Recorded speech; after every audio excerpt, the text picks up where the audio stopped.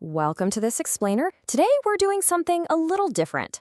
We're going to peel back the political gossip together to uncover a massive economic ultimatum. It's one that completely bypasses government halls and aims directly at your personal savings. We're diving into this incredibly fascinating intersection of global security and everyday household finance. Part 1. The 100 billion bill. Let's completely strip away the media distractions surrounding the recent G7 summit. You've probably seen the headlines dominated by the back and forth between Donald Trump and Italian Prime Minister Giorgia Meloni. But honestly, focusing on the political drama totally misses the point. The real story here isn't an argument, it's an invoice. Just listen to this quote from the former US president. "We contribute hundreds of billions to Italy's defense, and these so-called allies denied us bases." What this reveals is that right beneath the surface of those summit headlines, there is a very real 70-year-old defense bill that the United States is finally demanding Europe, and Italy specifically, pay up for. Because for 7 decades, Italy has done something almost no other country could afford to do. It practically stopped paying for its own defense, simply because someone else was footing the bill. And this brings us to a reality that's approaching fast. The era of the free American defense umbrella is officially closing. By the June 2025 NATO summit in The Hague, 32 nations are being pressured to commit to massive new defense targets. Specifically, they're being pushed to bring defense spending all the way up to 5% of their gross domestic product by 2035. This isn't just some vague geopolitical shift, it's a hard, concrete deadline for a massive financial restructuring. So, what does that actually look like? The crucial takeaway boils down to one absolutely mind-boggling figure: 100 billion. That is the exact amount of extra euros Italy needs to scrape together every single year to jump from its current 1.5% defense spending up to that 5% target. We are talking about finding an additional 100 billion euros annually. To put that into perspective, that's over 8 billion euros a month, every single month for 10 years. Which brings us to part 2, our short blanket.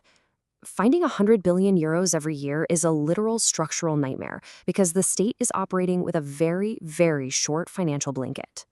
Think about it like this. If you pull a really short blanket up to keep your shoulders warm, your feet are going to freeze, right? Well, the 3,000 billion euro budget is totally trapped. A whopping 16% of the entire GDP goes straight to pensions. That's the highest in Europe, in a country with a declining birth rate. Then you have another 3.8% getting sucked up solely to pay the interest on the national debt, which is the biggest slice in the Eurozone, double what France pays. Right now, defense is sitting at a tiny 1.5%. There is literally almost no room left. If you yank that blanket up to cover a massive new defense cost, you are uncovering a gaping hole somewhere else. Now, international media loves to frame this high social spending as some sort of flaw, saying Italians spend too much on the elderly or whatever else. But the Hungarian economist Karl Polanyi and even former Bank of Italy Governor Guido Carli saw it totally differently. Polanyi said, when the market threatens to crumble the fabric of a society, that society always defends itself. It's not a vice, it's a social defense mechanism. It's a pact where a society decides the security of its people comes first. But here is the catch. Italy could only afford this generous welfare state precisely because the US was quietly subsidizing its military security for the last 70 years. So as that free ride ends and the government tries to finance this new era, it slams straight into 3 rapid-fire structural traps. Trap number 1, you can't just print more money because the currency is controlled by the European Central Bank in Frankfurt. Trap 2, you can't just run up a massive deficit because strict European Union rules cap it. Which leaves us with trap 3. The only real option left is issuing massive amounts of new debt, and that triggers a highly dangerous market reaction. Let's dive into part 3, the impact on your savings. We're going to break down how this macroeconomic trap turns into a direct threat to your actual bank account. Because this isn't just theory for politicians in Rome or Washington. This is about the money sitting in your savings. If the state floods the market with new debt to pay that 100 billion euro bill, investors are going to demand higher interest rates to buy it. This causes the spread, the gap in borrowing costs, to drastically increase. And the immediate mathematical result of that, the value of older government bonds, those BTPs sitting right there in everyday Italian family savings portfolios, absolutely plummets. So the key takeaway here is pretty stark. This geopolitical bill bypasses Rome entirely and lands straight in your personal portfolio. The push to pay for defense isn't just a debate happening at NATO. It literally tanks the value of the savings ordinary citizens have tucked away for their futures. Part 4, the power of the European monopoly. If you're thinking closing the American umbrella means absolute financial doom, stick with me for a second, because the sources point to a really powerful alternative. First, we do have to face a pretty scary technological reality. Out of every 100 global artificial intelligence patents, the US holds 62. China has 21. Europe? We have a measly 2.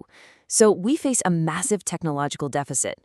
The real danger here is that we just replace our old military dependence on the US with a brand new, equally dangerous dependence on foreign AI technology. However, as details in the concept of the chip war, modern global power isn't just about who has the most tanks anymore. It relies entirely on advanced technology. Every phone, every computer, every single AI system on the planet requires incredibly advanced microchips. And if we shift our focus to the hardware driving this global chip war, we actually uncover Europe's ultimate geopolitical leverage. Enter our secret weapon, ASML. Based right in the Netherlands, this singular European company holds an absolute, undeniable global monopoly. They are the only ones on Earth who build these $100 million machines required to manufacture the world's most advanced microchips. Think about that. Neither the United States nor China can build their cutting-edge tech without this one European company's machinery. No way around it.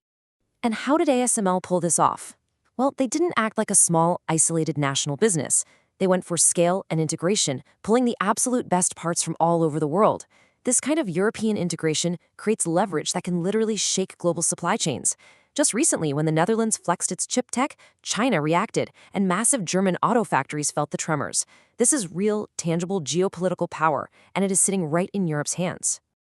Which brings us to our final point, Part 5, Isolated House or Important Room. Let's bring this all together to answer the ultimate question about economic survival. Italy can absolutely survive this, but it faces a really stark choice.